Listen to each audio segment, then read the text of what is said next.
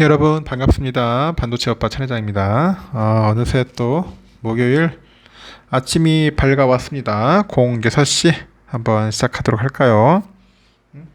비도 많이 오고 뭐 태풍도 올라오고 하는데 하여튼 여러분 오늘도 좋은 일들이 가득하길 진심으로 소망하고 하여튼 출근길 조심하십시오. 출근길 조심하시기 바랍니다. 비바람 많이 치니까 조심했으면 좋겠어요. 우리가 살아가면서 항상 여유 있게 살아가야 돼. 여유 있게. 근데 항상 여유 있게 사는 사람들의 그런 8가지의 원칙이 있답니다.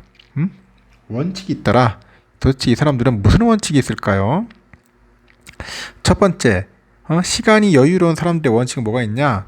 첫 번째, 함부로 남의 일에 끼어들진 않아요.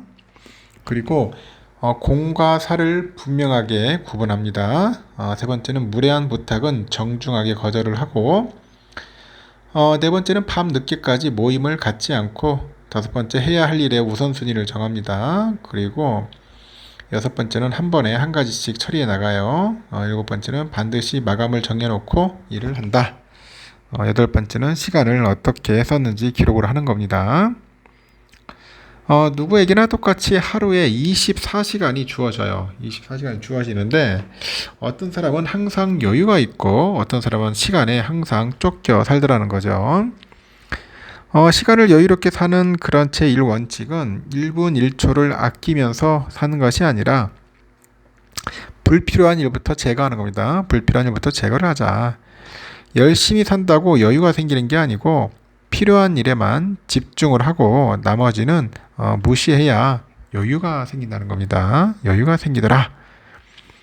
시간이 빠듯한 사람은 필요하지도 않고 중요하지도 않는 일에 계속해서 시간을 이제 빼앗기지만 시간이 여유로운 사람들이 있어요. 여유로운 사람들은 해야 할 일과 하지 않아야 할 일들이 있을 거예요. 분명하게 이제 선을 긋고 자신에게 필요하고 핵심적인 일에만 집중을 합니다. 알겠죠? 집중을 하자. 그래요. 여러분들 꼭 실천했으면 좋겠습니다.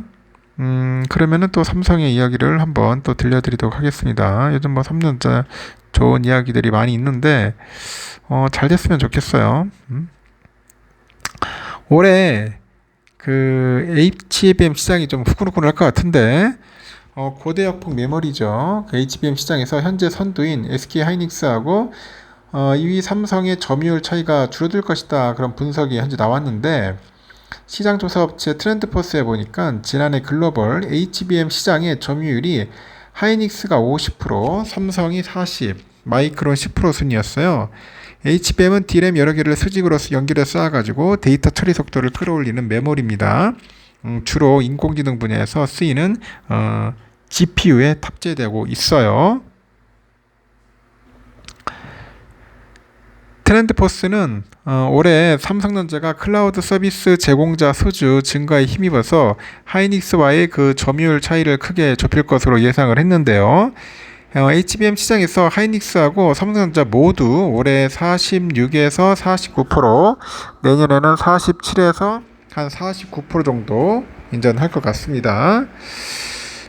그리고 하이닉스하고 삼성의 HBM 시장 점유율 전망치를 합치면은 한 95% 정도 수준이 되지 않겠나 그렇게 보고 있습니다. 트렌드포스는 하이닉스가 현재 엔비디아 서버 CPU의 주요 공급업체로 HBM3 생산에서 선두를 달리고 있는데 삼성은 다른 CSP들의 수주를 충족하는 데 주력을 하고 있습니다. 이어서 마이크론은 두 한국 업체의 공격적인 사업 확장에 향후 2년간 시장 점유율이 소폭 하락할 수 있다. 마이크론의 HBM 시장 점유율이 올해 한 4에서 6% 정도, 내년에는 3에서 한 5% 정도로 하락할 것으로 현재 관측을 하고 있어요. HBM 수요는 3세대인 HBM2E에서 4세대인 HBM3로 옮겨가고 있는데 지난해 수요 비율은 HBM2E가 70%로 가장 높았고 HBM3는 8%에 불과했어요. 다만 HBM3를 채택한 칩이 연이어서 시장에 출시되면서 올해 HBM2E가 50%, HBM3 39%, 내년 HBM2E가 25%, HBM3가 60% 이제 비중이 바뀔 것으로 트렌드포스는 예측을 하는 거죠. HBM은 4세대 HBM3에 이어서 5세대 HBM3, 6세대 HBM4 순으로 이제 개발이 됩니다. 하이닉스랑 삼성은 5세대와 6세대 제품 양산을 준비 중인데, 전날 엔비디아는 HBM3E를 탑재한 차세대 AI 칩 GH200 그레이스 호퍼 슈퍼칩을 공개를 해요. 내년에 2분기부터 이 슈퍼칩을 생산하겠다, 뭐 그런 계획을 밝히기도 했다. 그렇게 보시면은 될 것 같습니다. 하여튼 요즘은 그 메모리가 아니라 이제 SSD도 뭐 그렇게 하더라도 하여튼 HBM이 상당히 핫하긴 핫한 것 같습니다. 요즘 하이닉스도 잘 나가더라고요. 삼성하고 하이닉스가 이제 급성장하는 AI 시장 주도권을 잡겠다면서 세계 최대 낸드 플래시 행사에서 차세대 제품을 공개적으로 이제 경쟁적으로 공개를 해요. 하이닉스는 업계 최초로 300단대 낸드 시대를 열어요. 낸드 업계 적층 경쟁에서 이제 한 발 앞선 기술력을 이제 선보였죠.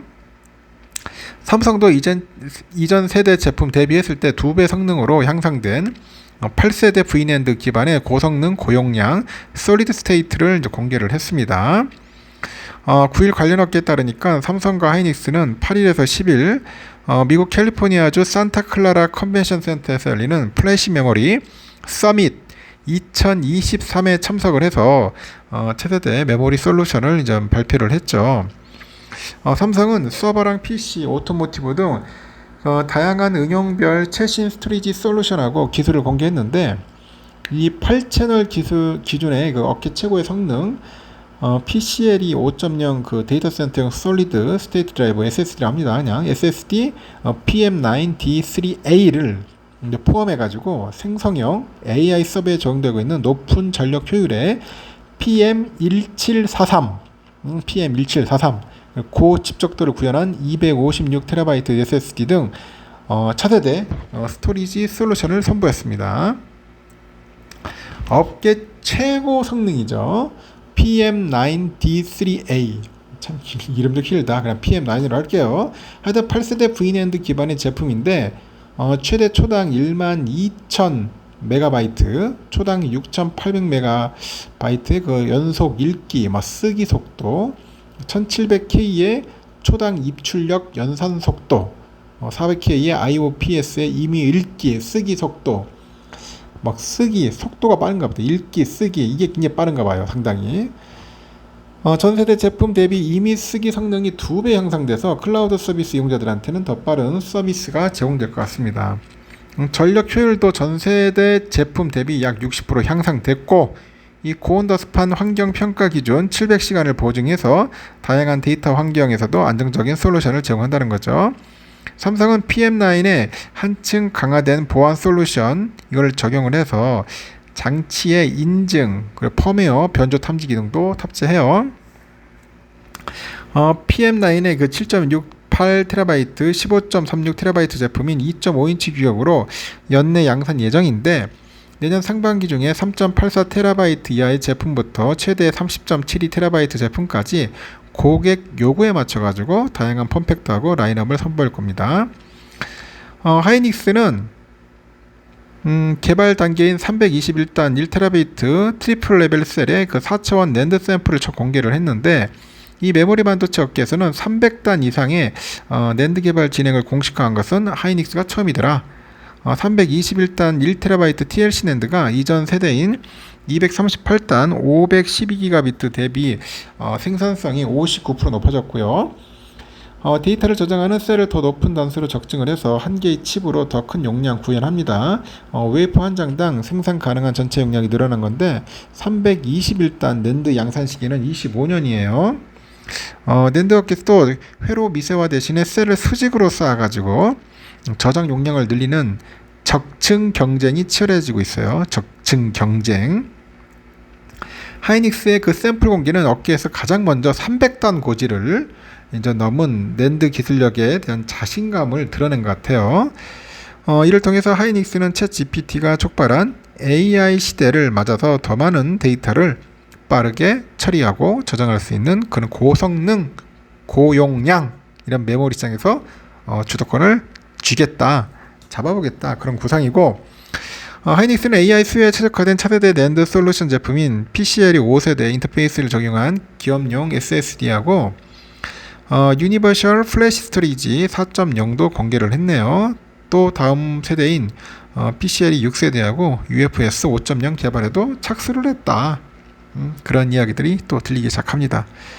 하이닉스도 참 열심히 잘 하고 있는 것 같습니다. 설계 도면을 빼내가지고 삼성전자 반도체 공장을 통째로 복제한 반도체 공장을 중국에 설립하려 한 혐의로 구속 기소된 전 삼성전자 임원이 9일 이 사건은 조작된 것이다 혐의를 재차 부인을 했네요. 수원지법 형사 14단독 이지연 판사 심리로 진행된 삼성전자 전 상무 A씨의 산업기술보호법 위반 혐의 등 두 번째 공판에서 A씨의 변호인은 삼성전자는 하이닉스로 이직한 뒤 하이닉스의 회생과 부활에 크게 기여한 피고인을 단단히 벼르고 있기 때문에 그를 타깃으로 잡았다. 이같이 이제 밝힌 것 같아요. A씨 측은 삼성전자는 퇴직자들이 더 이상 중국에서 일하지 못하게 이 사건을 조작해서 부풀렸다. 피고인이 반도체 공장을 건설해야 한 건 전혀 불법이 아니다 주장을 하는데 A씨가 2018년 8월부터 19년 2월까지 삼성전자의 영업비밀인 반도체 공장 BED하고 공장 배치도 그리고 공장 설계 도면 등을 부정 취득, 부정 사용한 혐의로 이제 기소가 된 겁니다. 이 반도체 공장 BED는 이 반도체 제조가 이루어지는 공간에 불순물이 존재하지 않는 최적의 환경을 만들기 위한 기술입니다. BED라고 하나 이거 뭐였나 하여튼 이들 기술은 노트북하고 휴대전화에 사용되는 30나노 이하급의 D램하고 낸드 플래시 반도체 공정 기술로서 국가의 핵심 기술에 해당합니다. A씨는 2015년 7월 싱가포르에 반도체 제조업체를 설립해서 중국 청두시하고 대만 전자제품 생산업체로부터 대규모 투자를 유치해요. 국내 반도체 업계 인력 200여 명을 영입을 합니다. 그는 직원들한테 삼성전자 반도체 공장 설계도면 등을 입수해서 활용하라고 지시한 것으로 이제 조사가 됐고 검찰은 A씨 등이 중국 시안에 있는 삼성전자 반도체 공장과 불과 한 1.5km 떨어진 곳에 삼성전자를 그대로 본뜬 반도체 공장을 설립하기 위해서 범행한 것으로 현재 판단했어요. 이날 재판에서 A씨 변호인하고 검찰은 삼성전자 시안 반도체 공장 설계 도면에 소유권을 두고 공방을 이제 펼쳤는데 변호인은 이 사건 피해 회사는 검찰이 공소장에 특정한 삼성전자가 아닌 삼성 중국 반도체 유한공사여서 혐의 자체가 무죄다 주장했고 검찰은 본건은 기술 유출 사안이지 설계 도면 절도 사건이 아니어서 소유권과는 무관하다 반박을 합니다. A씨는 지난 첫 공판에서 삼성전자 자료를 빼내라고 직원들에게 지시한 적 없고 반도체 공장을 짓는 건축 관련 기술은 국가 핵심 기술 등에 해당하는 반도체 공정 기술과 관련 없다 이렇게 혐의를 부인했습니다. A씨와 함께 재판 넘겨진 직원 2명도 혐의를 부인하고 있는데 나머지 직원 등 4명은 검찰의 공소 사실을 인정을 했고요. 이날 A씨의 변호인은 삼성전자가 범죄 사실을 인정한 나머지 피고인들에게 변호사비를 대납한 건 아니냐 그런 의혹을 이제 제기를 했고요.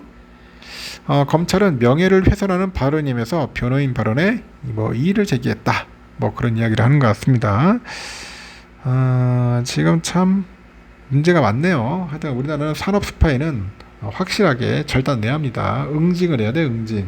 응징을 하지 않으면은 똑같은 일들이 또 반복이 된다는 거죠. TSMC가 독일의 유럽 1호 공장을 짓기로 최종 확정했다고 하는데 총 14조 5천억 정도 가량 투입될 것으로 보여요. TSMC가 부담하는 건 한 5조 원 정도 되는 것 같습니다. 나머지는 독일 정부가 지원하는 것 같아요. 유럽 각국이 반도체 생산 시설 유치를 위해서 러브콜을 보내고 있는데 삼성과 하이닉스도 현재까지도 조용한데 국내와 미국 중심으로 공장 투자를 이어가겠다는 방침이고 전문가들은 머지않은 미래에 양사가 두 회사가 유럽 공장 건설을 진지하게 검토할 수 있다는 목소리도 나옵니다.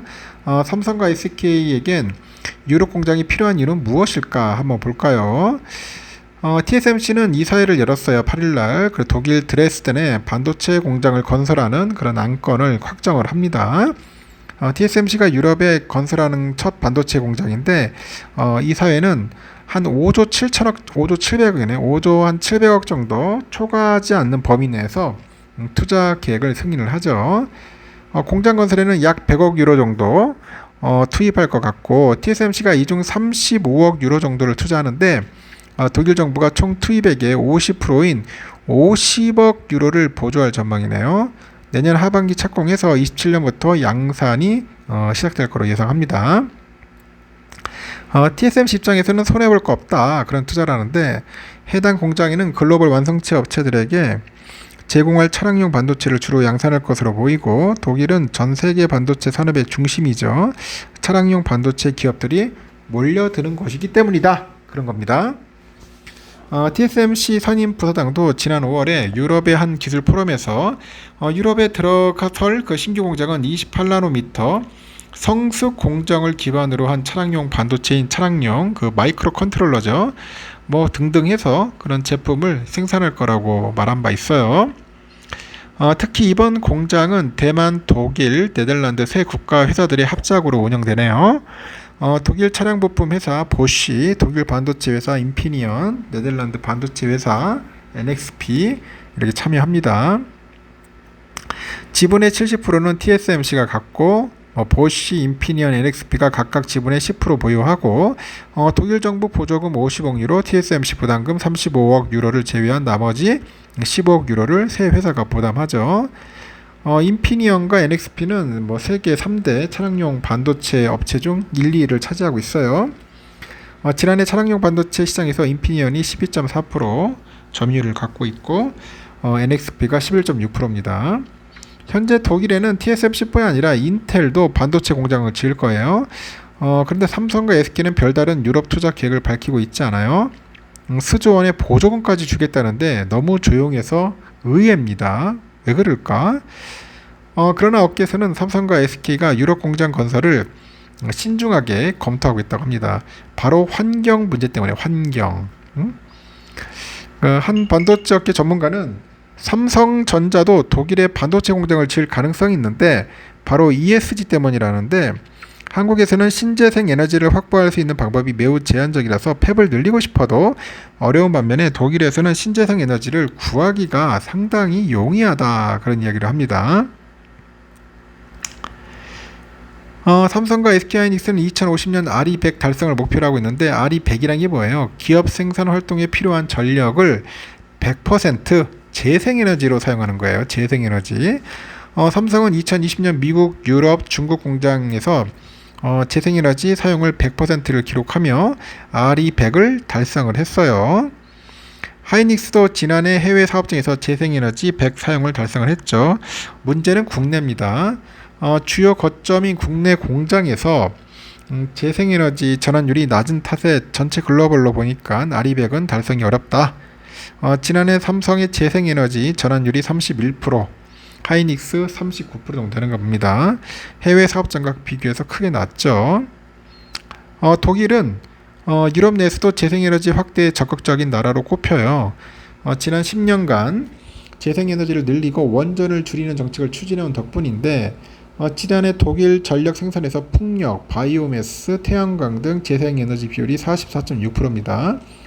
반도체는 앞으로 더욱 에너지를 많이 필요로 하는 에너지 인텐시브한 산업이 될 것이라고 하는데, 2050년 RE100 그 달성이라는 목표를 세워놓은 만큼 재생에너지 전환율을 높이기 위한 방안이 필요할 거죠. 일단 삼성과 SK는 미국과 국내 중심으로 투자를 이어가겠다는 방침입니다. 삼성은 현재 미국 테일러시에 파운드리 공장을 짓고 있어요. 용인에 추진 중인 세계 최대 시스템 반도체 클러스터를 중심으로 해가지고 300조 투자 계획을 밝혔습니다. 하이닉스 향후 미국의 반도체 후공정 패키지 공장을 건설할 건데, 일단은 용인 원산면에 조성 중인 반도체 클러스터에 집중하겠다, 그런 계획이라고 하는 것 같습니다.